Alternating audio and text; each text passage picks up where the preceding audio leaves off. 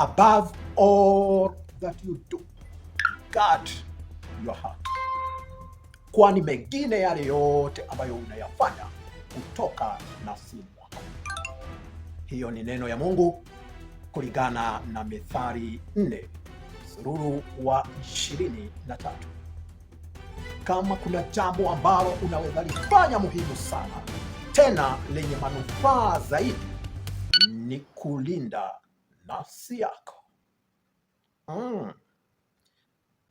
Nafsi ni kama kisima au chemichemi ya maji, mahali ambapo uhai huwa unabubujika, mahali ambapo unaweza pata uzima. Na hivyo basi, iwapo hutalinda kisima chako, iwapo hutalinda chemichemi yako, bila shaka itatibuliwa, na hivyo basi itakuwa na maji ambayo ni machafu, maji ambayo haiwezi kunyweka. Nafsi yako ndiyo chanzo cha uhai.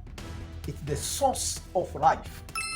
Na hivyo ukubalipo itimbuliwe, ukubalipo ichafuliwe, kuna uwezekano mkubwa hata wa kukukatishia uhai.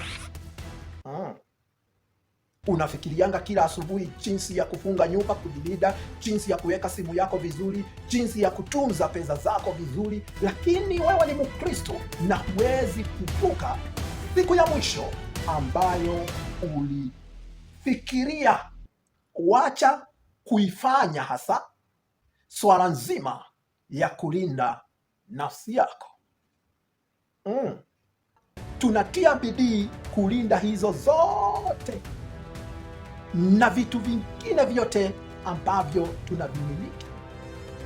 Unaiachia wazi uoga, kinyongo, hasira, chuki, unafiki, ubinafsi na kadhalika. Na hivyo Mungu alisema tuzilinde nafsi zetu, kwani alifahamu kuna mwizi, kuna watu waovu ambao watazichafua nafsi, wataziharibu nafsi na hata kutukatizia uhai. Nafsi yako ndiyo control room of your life.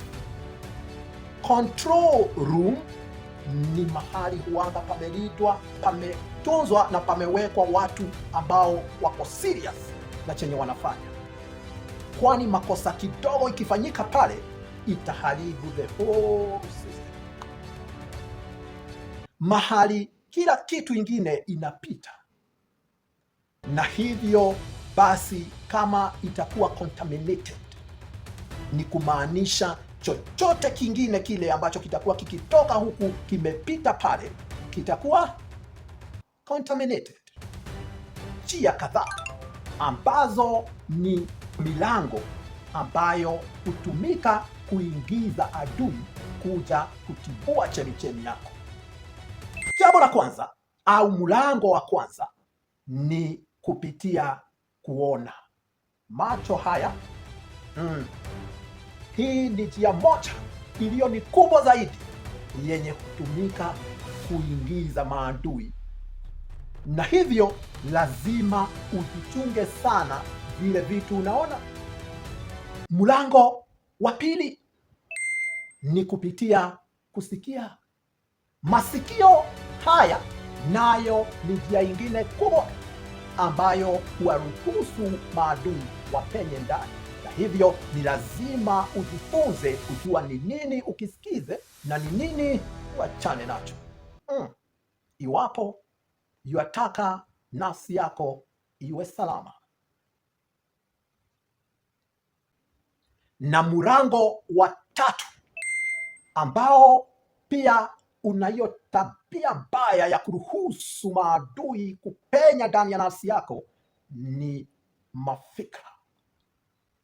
Kulingana na Methali 23 mstari wa 7 inasema ya kwamba kama jinsi ambavyo mwanadamu anavyofikiria, vivyo ndivyo alivyo, au ndivyo atakavyokuwa. Na lango lingine la 4 ambalo lina uwezo wa kuingiza au kukubalisha adui aingie ni hisia ambazo unakubalisha, the emotions that you do entertain. Kama wewe umekubalisha kinyongo kikae ndani yako, umekubalisha mahasira mengi ya dumu nafsini mwako, umekubalisha chuki iishi, hizo hisia ambazo unakubalisha zikae, kwani hisia huja. Kila mtu hupata hisia mbaya kwa wakati mmoja au mwingine, lakini swala hapa si kupata ile hisia, bali kuikubalisha ipate makao ndani yako. Na ukishafahamu milango inayoruhusu adui kupenya, ni vema sasa kujifahamisha jinsi ambavyo unaweza weka ulinzi mkali, ulinzi wa kutosha. Na njia moja ya kuwekea nafsi yako ulinzi ni kukaa ukisoma maandiko matakatifu. Ijaze nafsi yako na neno la Mungu. Namna hiyo utakuwa umejiwekea ua, fence allowed your heart.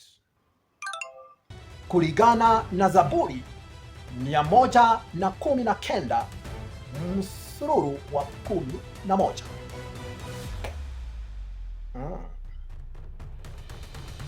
Na lingine, kuwa mtu wa maombi, tena mtu mwenye ako gangari, mtu mwenye ako alert. Ndio ujue wakati adui anataka kupenya, wakati vitu chafu vinataka kuingia, lazima uwe nini? Lazima. Na jambo lingine, lazima ujifunze kuwa mtu wa kusamehe watu haraka. Usibebe watu rohoni. Ndio, watu watakukosea, watu watakukwaza, lakini jifunze kusamehe watu haraka.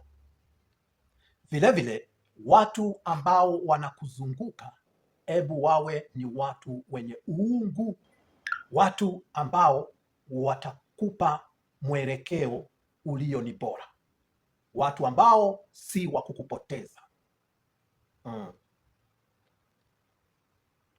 Na tukitamatisha, ni dalili gani hizo ambazo unaweza ziona uweze kufahamu kwa kweli yule mtu bila shaka ameitunza, ameilinda nafsi yake vilivyo?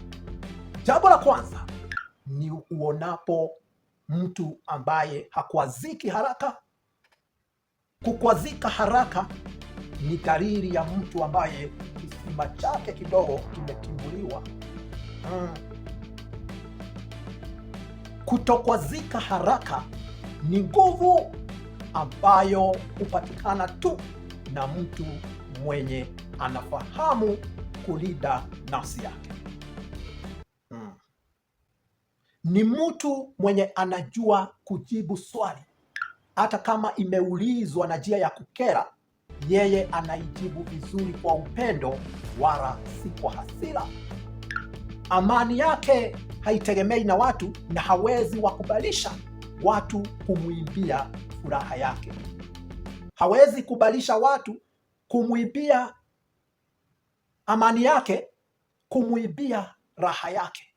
La, huyo ni mtu ako imara na ameweka ulinzi wa kutosha kuizingira nafsi yake. Na kama tujuavyo ni kwamba hatuwezi kabisa kuzuia nyuni kupita juu ya vichwa vyetu. Hivyo kumaanisha kwamba haya yote yako na sisi, yametuzunguka. Utapita hapo uone kapicha kambaya, utapita pale usikie maneno mabaya, usikie wengine wanasengenyana, hata uvutiwe kusikiza zaidi, utawaza mawazo mabaya. Lakini kama jinsi ambavyo hatuwezi ruhusu nyuni wajenge viota juu ya vichwa vyetu, vivyo hivyo ndivyo inafaa kuwa. Usiruhusu, usipe yale yote nafasi katika nafsi yako, embu yazunguke huko nje, yakichoka yaende zao. Kulinda nafsi ni jukumu yako. Kwa mwanadamu ni ngumu, lakini kwa Mungu yote yawezekana. Roho Mtakatifu wa Mungu tusaidie kulinda nafsi zetu.